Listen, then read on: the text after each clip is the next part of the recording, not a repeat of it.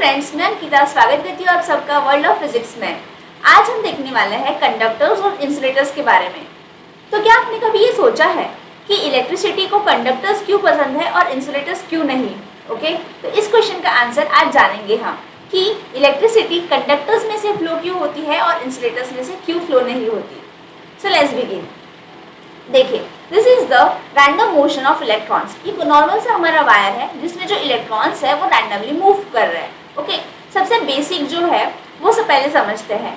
कोई भी जो मैटर है वो बना होता है बहुत सारे एटम्स के कॉम्बिनेशन से, और जो एटम है उसके अंदर होते हैं प्रोटॉन्स जिनके पास पॉजिटिव चार्ज है, न्यूट्रॉन्स जिनके जो न्यूट्रल होते हैं, और इलेक्ट्रॉन्स। राइट, जो इलेक्ट्रॉन्स है वो रिवॉल्व करते हैं अराउंड द न्यूक्लियस। प्रोटॉन्स और न्यूट्रॉन्स जो है वो न्यूक्लियस में प्रेजेंट होते हैं, और जो इलेक्ट्रॉन्स है वो आउटर मोस्ट ऑर्बिट पे रिवॉल्व करते रहते हैं। दिस इज द बेसिक जो हम सबको पता है। ओके, तो हम ऐसा कह सकते हैं कि जो भी कोई भी मेटल होगा उस मेटल में जो इलेक्ट्रॉन्स है वो रैंडमली प्लेस्ड होंगे। राइट, अभी देखो जो मेटल्स होते हैं, जितने भी मेटल्स है उनमें फ्री इलेक्ट्रॉन्स प्रेजेंट होते हैं। फ्री इलेक्ट्रॉन्स का मतलब उनके जो वैलेंस शेल है उसमें इलेक्ट्रॉन्स प्रेजेंट होते हैं, so as they can conduct the electricity. It is all about the free electrons available.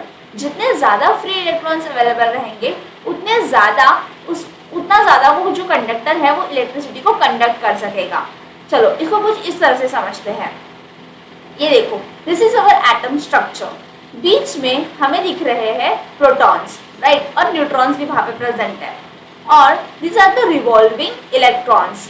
तो यहाँ पे फर्स्ट शेल में 2 इलेक्ट्रॉन्स और सेकेंड शेल में कितने इलेक्ट्रॉन्स दिख रहे हैं आपको? 4 इलेक्ट्रॉन्स। देखो जो हमारे शेल, जो हमारे जो ऑर्बिट्स होते हैं या फिर जिनको हम शेल्स कहते हैं, इनकी एक फिक्स्ड वैल्यू होती है। जैसे हमारी जो फर्स्ट ऑर्बिट है उसकी मैक्सिमम कैपेसिटी होती है 2 इलेक्ट्रॉन्स की।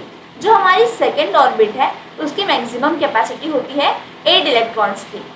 तो अगर 8 इलेक्ट्रॉन्स कम्प्लीटली उस ऑर्बिट में फिल है तो उसमें से जो इलेक्ट्रॉन्स है ना ही वो बाहर जाएंगे, मतलब वो ना ही रिलीज होंगे because of any energy absorption, और ना ही कोई बाहर का एक इलेक्ट्रॉन उसके अंदर आ सकेगा। लेकिन अगर ये जो वैलेंसी है, मतलब ये जो कैपेसिटी है उसके ऑर्बिट की, अगर ये कम्प्लीटली फिल नहीं है तो इसमें एक तो इलेक्ट्रॉन्स बाहर से उस ऑर्बिट में आ सकते हैं उसको कम्प्लीटली फिल करने के लिए, या फिर कुछ एनर्जी अगर उसमें मिलती है, अगर कुछ उसको पोटेंशियल एनर्जी अगर मिलेगी तो वो जो इलेक्ट्रॉन्स है वो उस अपने ऑर्बिट को छोड़ के बाहर भी मूव कर सकते हैं। और यही वो फिनोमिनॉन है जिसकी वजह से इलेक्ट्रिसिटी जो है वो किसी कंडक्टर्स में से फ्लो करती है। चलो इसको और अच्छे से समझते हैं। जैसे ये एग्जाम्पल में देखो, इसमें जो सेकेंड ऑर्बिट है इसमें 4 इलेक्ट्रॉन्स प्रेजेंट है। इसका मतलब इसके पास और 4 वैलेंस इलेक्ट्रॉन्स प्रेजेंट है। Okay, and they are free to move. तो अगर किसी भी मैटर जो है वो बहुत सारे एटम से बना होता है तो इमेजिन कि वहाँ पे कितने सारा फ्री इलेक्ट्रॉन्स प्रेजेंट हो गए। तो ऐसे कंडक्टर्स में जो इलेक्ट्रिसिटी है वो बहुत अच्छे से फ्लो करती है। इसी को हम कहते हैं फ्री इलेक्ट्रॉन्स। ओके, तो फ्री इलेक्ट्रॉन्स की डेफिनेशन क्या हुई हमारी? Only the free electrons in the outermost shell are free to move from atom to atom. जो हमारे आउटर मोस्ट शेल में जो फ्री इलेक्ट्रॉन्स होते हैं वही कैपेबल होते हैं मूव करने के लिए एक एटम से दूसरे एटम में।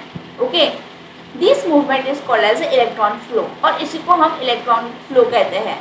These free electrons are loosely held, okay, and hence they can move to another atoms और the ions. Now see the free movement of electrons. किस तरह से इलेक्ट्रॉन्स जो है वो फ्रीली मूव करते हैं। An electron jumping from one atom to another. अभी देखो यहाँ पे नंबर ऑफ एटम्स हमने यहाँ पे रखे हैं। ओके, यहाँ पे बीच में क्या है? Protons and nucleus, protons and neutrons जिनको कंबाइन करके हम न्यूक्लियस कहते हैं, और this are the revolving electrons. Right, तो यहाँ पे देखो फर्स्ट शेल में 2 इलेक्ट्रॉन्स प्रेजेंट है, और जो लास्ट सेकेंड ऑर्बिट है उसमें 1 इलेक्ट्रॉन प्रेजेंट है। मतलब क्योंकि यहाँ पे 1 इलेक्ट्रॉन प्रेजेंट है तो इसके पास ज़्यादा टेंडेंसी होगी टू डोनेट द इलेक्ट्रॉन्स। मतलब ये जो इलेक्ट्रॉन है वो बहुत ज़्यादा फ्रीली अवेलेबल है।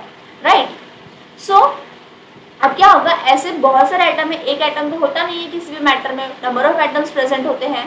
तो this 1 electron has a tendency, क्या करेगा? It get started jumping from this atom to the another atom, and again from the another atom to third atom. तो ये जो इलेक्ट्रॉन है इसकी टेंडेंसी रहेगी कि ये जंप करते रहेगा, इसी को हम कहते हैं free movement of electrons. Okay, और ये जो फ्री मूवमेंट ऑफ इलेक्ट्रॉन्स है, मतलब ये जो इलेक्ट्रॉन्स है ये क्या कर रहा है, रैंडमली मूव कर रहा है। अभी जरूरी नहीं है कि ये यहीं पे फ्लो करेगा, मूव करेगा। यहाँ पे अगर दूसरा एटम है तो ये यहाँ भी जा सकता है। तो इसीलिए हमने जो फर्स्ट डायग्राम में देखा था, यहाँ पे देखो ये जो इलेक्ट्रॉन्स है ना, ये इलेक्ट्रॉन क्या कर रहे हैं, रैंडमली इधर उधर मूव कर रहे हैं। ठीक है, इनका रैंडम मोशन समझ में आ रहा है आपको कि एक्चुअली मूव कर रहे हैं, क्या कर रहे हैं, वो अपने एटम को छोड़ के दूसरे एटम में मूव कर रहे हैं, और रैंडमली वो अपने जो एटम्स है अलग अलग एटम्स में ट्रांसफर हो रहे हैं। लेकिन तो इन दिस वे ये इलेक्ट्रॉन्स जो है, जो फ्री मूवमेंट ऑफ इलेक्ट्रॉन्स है, उन्हीं के वजह से क्या होता है, वहाँ पे इलेक्ट्रिसिटी जनरेट होती है या फिर इलेक्ट्रिसिटी फ्लो करती है, राइट। तो जो कंडक्टर्स है, अभी हमारा क्वेश्चन आता है कि कंडक्टर्स में से ही इलेक्ट्रिसिटी क्यों फ्लो होती है, क्योंकि जो कंडक्टर्स होते हैं उनमें ज़्यादा फ्री इलेक्ट्रॉन्स प्रेजेंट होते हैं, इसलिए उनमें से जो इलेक्ट्रिसिटी है वो कंडक्ट कर पाती है। लेकिन इंसुलेटर्स जो होते हैं उनमें फ्री इलेक्ट्रॉन्स प्रेजेंट नहीं होते, इसलिए उनमें से जो है इलेक्ट्रिसिटी कंडक्ट नहीं हो सकती। इसको हम ऐसे भी बोलते हैं कि जो कंडक्टर्स होते हैं उनमें जो इलेक्ट्रॉन्स होते हैं आउटर मोस्ट शेल में of the conductor are attracted by the weak electrostatic force.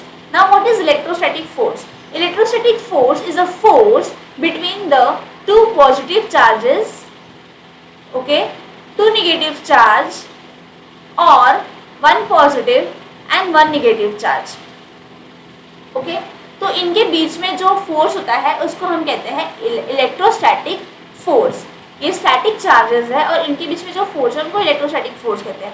अभी जो कंडक्टर्स है उनमें प्रेजेंट होता है वीक इलेक्ट्रोस्टैटिक फोर्स। इसको कुछ इस तरह से समझो। फिर से हम हमारे डायग्राम पे आते हैं। देखो यहाँ पे जो न्यूक्लियस है, न्यूक्लियस में नंबर ऑफ प्रोटॉन्स जो है वो ज़्यादा है, राइट। और यहाँ पे जो आउटर मोस्ट ऑर्बिट है उसमें जो इलेक्ट्रॉन्स है वो only one electron is there. तो इसका जो इलेक्ट्रोस्टैटिक फोर्स है, मतलब जो पॉजिटिव चार्ज और नेगेटिव चार्ज के बीच में जो अट्रैक्टिव फोर्स है वो कंपैरेटिवली बहुत ज़्यादा कम है। इसी को हम कहेंगे वीक इलेक्ट्रोस्टैटिक फोर्स। तो जो कंडक्टर होते हैं उनमें इलेक्ट्रोस्टैटिक फोर्स जो है वो वीक होता है, इसीलिए they are free to move. Electricity flows easily through conductor. क्यों? Because electrons are free to move around in the object. ये हमने अभी देखा है। इसीलिए जो इलेक्ट्रिक करंट है वो वहाँ पे क्रिएट होता है और इलेक्ट्रिसिटी जो है वो कंडक्टर्स में से बहुत आसानी से फ्लो करती है। अभी देखो, the conductor allows energy to pass through it. जो कंडक्टर्स है वो क्या करते हैं, जो एनर्जी है उसको अपने अंदर से पास करने देते हैं, and the light bulbs, right. So which are the examples of conductors? Silver, gold, sea water and copper. These are all the examples of electrical conductors.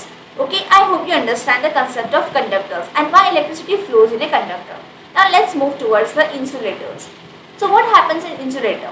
जो insulators होते हैं उनके जो outermost shell के electrons होते हैं they are bound with a very high electrostatic force coming from the nucleus of each atom. मतलब जो न्यूक्लियस है वो जो इलेक्ट्रॉन्स है उनको बहुत ज़्यादा हाई इलेक्ट्रोस्टैटिक फोर्स से अट्रैक्ट करता है।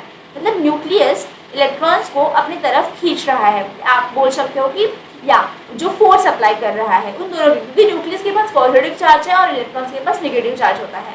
तो जो इंसुलेटर्स होते हैं उनमें बहुत ज़्यादा हाई इलेक्ट्रोस्टैटिक फोर्स होता है, इसीलिए जो इलेक्ट्रॉन्स होते हैं वो फ्रीली अवेलेबल नहीं होते हैं from jumping from one atom to another atom.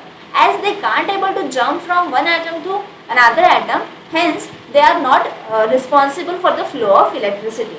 So electrons cannot flow around all the atoms. Why? Because they are bound with a high electrostatic force from the nucleus. And when connecting an insulator to the terminal of the battery, no current flows to the circuit. And this is the reason that कि उसमें से current flow नहीं करता। अभी जो insulators है उनके examples है would, rubber, glass, plastic, oil.